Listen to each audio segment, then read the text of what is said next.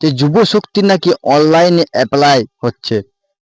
তো কথাটা কতটুকু সত্য না কথাটা মিথ্যে, আমরা আজকের এই ভিডিওটাই বলবো। কারণ অনেকে কিন্তু আতঙ্কের মধ্যে আছে, অনেকে ভয়ের মধ্যে আছে যে সত্যিই কি যুব শক্তি অ্যাপ্লাই হচ্ছে, না এটা ভণ্ডামি, না এটা গুজব।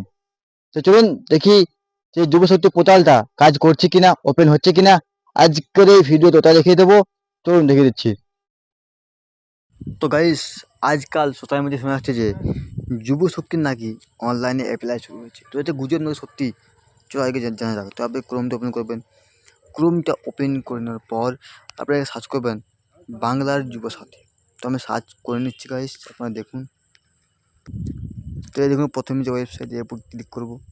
তো ক্লিক করে নেওয়ার পরে তো আমরা যদি এই অ্যাপ্লিকেশন সাবমিশনে যাই, তো এখন দেখুন এখানে কিন্তু এই পোর্টাল এখন চালুই হয়নি।